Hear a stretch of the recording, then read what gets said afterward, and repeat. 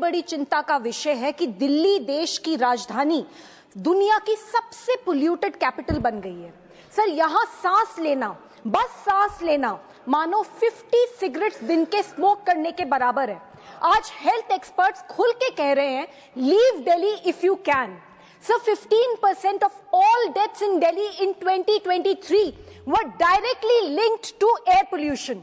22 लाख बच्चों के लंग्स दिल्ली में परमानेंटली, इरिवर्सिबली डैमेज हो चुके हैं। सर, ये सिर्फ नंबर्स नहीं है, हर एक नंबर के पीछे एक माँ है जो वक्त से पहले चली गई, एक बच्चा है जो खास खास के खेलने पे मजबूर है।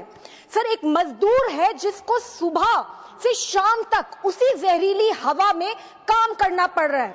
सर, 2025 के पूरे साल में एक भी गुड एयर क्वालिटी का दिन नहीं आया। सर, ये सिर्फ पब्लिक हेल्थ इमरजेंसी नहीं है, ये एक ऑनगोइंग क्राइम है दिल्ली वासियों के खिलाफ। सर, दुख की बात तो ये है कि इस स्थिति को सुधारने के लिए फंड्स की कभी कमी नहीं थी, कमी थी तो सिर्फ नीयत की। सर, पिछली दिल्ली सरकार ने ग्रीन सेस के तहत 2015 से 23 के बीच में 1500 करोड़ रुपए इकट्ठा करे, पर आधे भी खर्च नहीं करे, जो करे वो भी कोर्ट की फटकार के बाद। सर, पिछली दिल्ली सरकार ने जो पैसा पोल्यूशन से लड़ने के लिए था, उससे अपनी फोटो वाले बड़े बड़े एड लगा दिए, जैसे कि उनकी शक्ल देखकर पोल्यूशन भाग जाएगा। सर, पोल्यूशन एड से थोड़ी ना कम होगा, इसको कम करने के लिए होलिस्टिक लॉन्ग टर्म प्लानिंग करनी होगी। सर, पहला, वेहिकुलर पोल्यूशन कम करने के लिए पब्लिक ट्रांसपोर्ट को मजबूत करना होगा। आज मेट्रो और बसेस में हद से ज्यादा ओवरक्राउडिंग है। सुप्रीम कोर्ट ने 1998 में आदेश दिए थे कि दिल्ली को 10,000 बसेस चाहिए। आज 2025 में दिल्ली में सिर्फ 5,000 बसेस हैं, और ये तब है जब वेहिकुलर एमिशंस दिल्ली के पोल्यूशन का 2/3 हिस्सा है।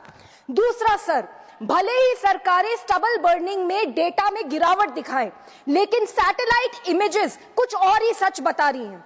इस इशू पे स्टेट गवर्नमेंट्स को किसानों के साथ मिलकर काम करना होगा।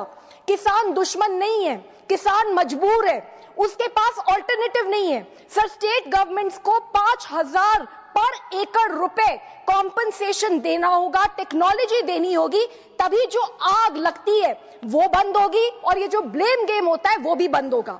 सर, तीसरा, दिल्ली के 300 किलोमीटर के रेडियस में आज भी 35 थर्मल प्लांट्स हैं, और इनमें से सिर्फ 13 के पास एमिशन कंट्रोल सिस्टम्स हैं। चौथा, सर, कंस्ट्रक्शन साइट्स पर डस्ट नॉर्म्स का खुल्ला उल्लंघन होता है। टूटी सड़कें हवा में डस्ट उड़ाती हैं। रेजिडेंशियल एरियाज में आज भी बर्निंग होती है वेस्ट की। PM 2.5 दिल्ली में एवरेज 200 तक पहुंच जाता है, जबकि WHO के अकॉर्डिंग सेफ लिमिट्स 40 गुना से भी कम है इसके। एंड हम ग्रैप 1, 2, 3, 4 इसी में उलझे रह जाते हैं। Sir, air purifiers and N95 mask can not be our new normal. चाहे आप नेता हो या जनता, चाहे आप अमीर हो या गरीब, सबको इसी हवा में सांस लेनी है। इस इरिवर्सिबल हेल्थ डैमेज से कोई नहीं बच पाएगा। सर, इसीलिए मैं मांग करती हूं कि CAQM को ऑटोनोमस बनाया जाए। सर, उसे ब्यूरोक्रेटिक क्लचेस से मुक्त किया जाए, एक्सपर्ट्स उसे लीड करें, उसको संसाधन दिए जाए और उसे स्पेशल बजट दिया जाए 10,000 करोड़ का। उसका सिर्फ एक ही टारगेट होना चाहिए सर, कि दिल्ली NCR में पोल्यूशन पूरी तरीके से खत्म करें। सर, हम सबको, सभी सरकारों को, पार्लियामेंट को और पूरे समाज को मिलकर एयर पोल्यूशन पे वॉर फुटिंग से काम करना होगा।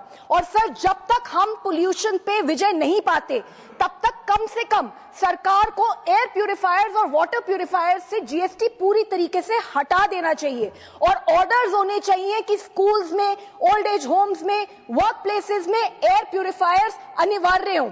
सर, ये लड़ाई हमें हर हाल में जीतनी होगी, क्योंकि ये हमारी सांसों की लड़ाई है, हमारे बच्चों की लड़ाई है, हमारे भविष्य की लड़ाई है और हमारे अस्तित्व की लड़ाई है।